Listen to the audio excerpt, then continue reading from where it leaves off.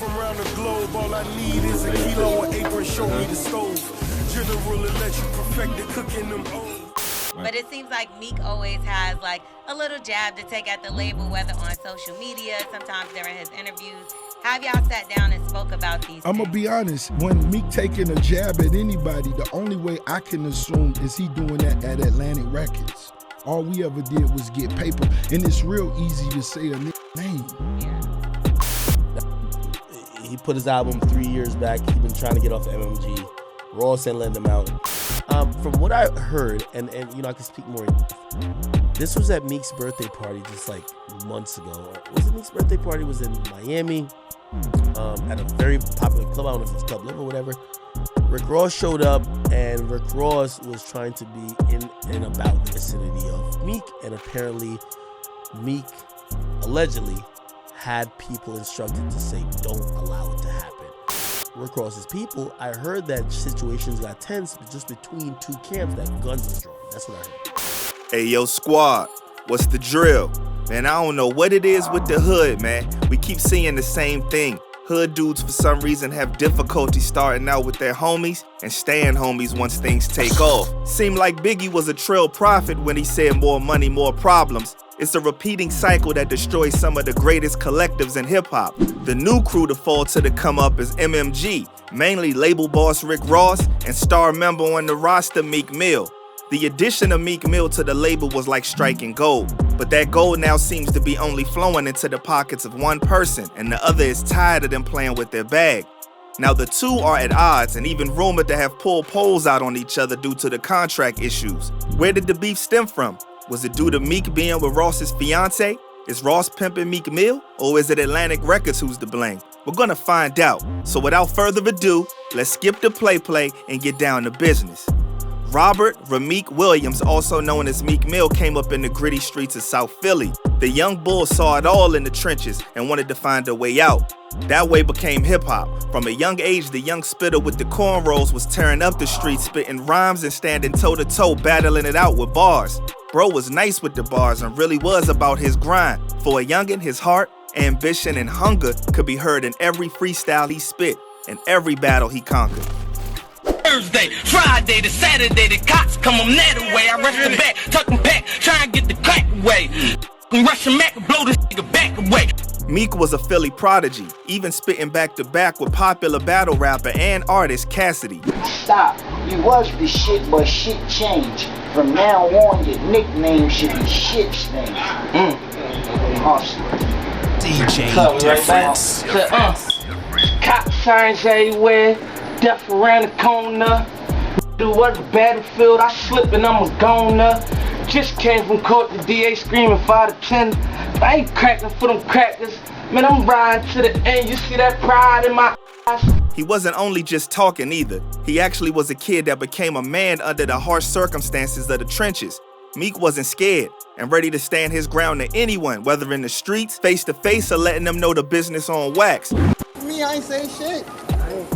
I'm not writing raps about nobody, man. I rap to get signed. He don't know me. I'm not rapping to be beefing nobody. Stop talking about me. You make another song about me, it's on. I'm letting you know from here on out. I ain't got no more rap. Meek will link up with other Philly youngins to form the rap crew Bloodhounds. But we know it all too well how it goes rapping about the streets and at the same time living those raps. It's either beef, the grave, or jail. Meek found himself in two of those, but at the age of 18, cops will pull up on him and change his life forever. In an interview, Meek stated that one night, armed while walking to a corner store, he was swarmed by police. They cuffed him, dragged him inside of his house, and beat the shit out of him. Destroy their life and the quickness, and they would never get relief from a situation like that. Basically, right now, I'm on the street. I got a 2-year sentence right now. Well, a 4-year sentence right now. This led to the iconic mugshot with his eyes swollen and face bandaged up. According to Meek, he had a concussion, stitches, braids ripped out, and his blood was all over the ceiling and floor. Meek was found guilty for being in possession of a gun and illegal substance charges stemming from an arrest in 2008 and released from prison the next year. but would have to fight for his freedom even when he made it big. Around this time, T.I. caught on to the upcoming rapper and signed him to Grand Hustle. This is what I'm doing to these raps. Look, hold on. This is what I'm doing to these raps right here. Smashing them. I'm the young money. I don't mess with Weezy in them, but I'm young money. I'm the new money. Grand Hustle, you know what I mean? Philly to the death, I'm one of Philadelphia's finest. Meek Mill was actually in T.I.'s music video for the Shawty Low diss track, R.I.P. to him. What's up, what's happening? Sadly, T.I.'s life in the streets was catching up to him, and after being in and out of prison, he couldn't be as involved with Meek. While all this was going on, Meek was still grinding and his music was making so much noise, he got put in contact with William Leonard Roberts II, also known as Rick Ross, at a radio station to hop on a track. Meek saw an opportunity with Rick Ross and MMG, also known as Maybach Music Group, and T.I. was really cool with it and understood he couldn't hold Meek back because of his legal issues. Meek and Ross continued chopping it up after the first meeting. Let's go, let's do this. You know what I'm saying? I understood homie vision, and he took it to another level. Did you foresee him being who he is now? I did. And the day came when he signed on that dotted line and became the newest addition to MMG.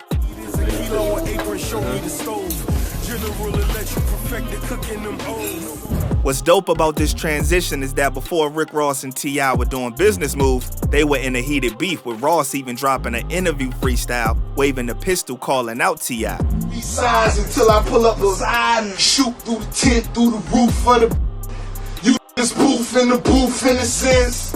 I'm the truth when your truths just pretend. I'm a rider, let Snoop be the pimp. If they hadn't squashed their beef, who knows, we may have never even got Meek Mill to this capacity. But the Grand Hustle era with Meek was gone, and he now saw a future with MMG, along with another rising superstar, Wale. MMG, while having other artists like Gunplay, had 3 heavyweights going crazy. Meek dropped his album Dreams and Nightmares, Wale was on the high road off his album Ambition, and Ross dropped some of his best work, his most renowned album Teflon Don and the banger God Forgives I Don't, which I always felt like was an ugly title, but anyway, it was like witnessing a brand new wave in hip-hop, but shenanigans were creeping in the cut. The past is something that you can't outrun, even when you try to hide it. A picture surfaced online of what seemed to be a young Ricky Ross as a correctional officer. This was a man who came into rap portraying himself as the biggest boss, a kingpin, pusher, and controlled the dope in the city. You don't want no problem. You better start running your fucking mouth before I send them fucking goons right in your bitch ass up, nigga. You's a bitch, nigga. But now his character and persona seemed like a whole illusion to get to the money. It was rumored Miami OG Trick Daddy let the cat out the bag. When Ross heard the news, he just made it worse because he totally dismissed being a CO and just came at Trick top. Trick Daddy recently accused you of working as a prison guard at one point, Rick. Is there any truth to that? No, that's not true. But that's disappointing to hear that he said that. He said that? That's what the question said, yeah. That's crazy. It's not true, man, but... As if the rumor wasn't enough, the real Rick Ross, the notorious kingpin that the rapper named himself after, started exposing him. I was in Texarkana, man, when I first found out about dude using my name. The rapper Rick Ross continued to deny the picture was him. But you were not a correctional officer. No, don't believe the hype. But with the evidence piling too high, he finally owned up to being a CO and that the picture was indeed him after trying to dodge the question with side answers. He even painted it as some criminal enterprise, and his team told him to make those moves, and that's why he had the job. In summer of 2008, some pictures turned up of you online, right, or a person that looks like you online, who's working as a correctional officer. Is that or is that not Rick Ross in those pictures? That was me in the photos. Okay. Most definitely. But the fact that he was in that picture looking like the Black Paul Blart, I find that hard to believe. Knowing how Meek came from the gutter, this may be when he realized that MMG may not be the place for him, but the contract was signed, so why not just get it over with because he's legally bound to honor it. Ross, however, never broke character and kept up that he was the mayor of Miami, moving weight and got the connects in the streets, and I guess it worked because MMG continued dominating. Meek Mill became a superstar, dropping banger after banger. Like the Dream Chasers mixtape series, his album Dreams Worth More Than Money, and the other album Wins and Losses. The streets loved the kid and the industry was eating it up. He became the face of MMG. But another sign of troubled waters in the camp arose when Meek came at label mate Wale for not supporting his album. Luckily, Ross stepped in and squashed that before it got out of hand. How's the relationship currently with Meek and Wale? Is it better? Is that something that you want to talk about? What's the deal? You know, those brothers forever. That's my family. As you can see, it's already done came and went. Ross at the time was living it up. His artists were killing it, and he bounced back from the CO scandal. He was with his then fiance Lila Galore and about to wife her up. I'm talking like bro was legit in love. The way he was feeling and hanging out with old girl like it was his lifeline. Dang near had shorty in the iron sheet camel clutch. It turns out the biggest boss had the biggest heart. And I think this is where Ross was now the one who had the riff with Meek, because old photos and tweets of his fiance professing her love for Meek and reminiscing on when Meek was all she dreamt about was posted online. Turns out she was the real dream chaser. Shorty was even trying to bag Wale. She wanted the whole squad. Blogs soon started eating up the rumor that Ross called off the engagement due to Meek Mill. Lila initially pushed back at the rumor saying her and Ross was still rocking, but Ross let Shorty go. She went on to confirm that Meek was the reason why and blamed Ross for not being able to handle her past with Meek. Come on, man. Meek cost him his chance at love, man. And a former Meek friend, turned nemesis, turned back friend, Drake, of course, came in and got both old girl and her moms. Sometimes the light-skinned dudes do get the W, so y'all keep on pushing. So now Meek is probably feeling away finding out Ross was capping about his CO past, and now Ross probably feeling away at Meek about getting in the way of his happily ever after. That's two serious things that could break any friendship if you solve, but it was more than that. It was business, so the wheels kept on turning. That was until DJ Academics broke the news that apparently there is bad blood between Ross and Meek, and that it got so bad Meek Mill denied Ross entry into his B-Day party, and guns were even allegedly drawn because Meek wanted off for MMG and Ross was holding him captive. Yeah. Meek had an issue. I guess he was in conversations about talking about how he could get off, what's that label name? MMG. And because those issues weren't resolved yet, and I don't know what else transpired, he wasn't down with kicking it with Rick Ross at the moment. It was Birdman and Wayne all over again, and the blogs wasn't making it any better. Twitter couldn't resist prime meme material of the alleged feud. But like an old head always told me, it's always the ones that's down, dog, that prey on your downfall. Actually, I said that, but anyways. At first, it seemed like the two were doing too good together for it to be true. But you know Meek gonna say what he gonna say. And them tweets be coming, those Twitter fingers never cease. And recently, he was taking shots at his label and threatening to expose his contract and them blackballing him from releasing music. Meek was coming at everybody top. At this point, he was signed to Atlantic Records, MMG, and Rock Nation. But it seemed like Rock Nation is where his heart was at, and the camp that was really on his side. In a broadcast exclusive, CBS this morning got a front row seat, you could say, to music mogul Jay-Z signing a new business partnership with hip-hop artist Meek Mill. It's a big deal. Jay-Z seemed to be pushing Meek to be the next leader of the culture.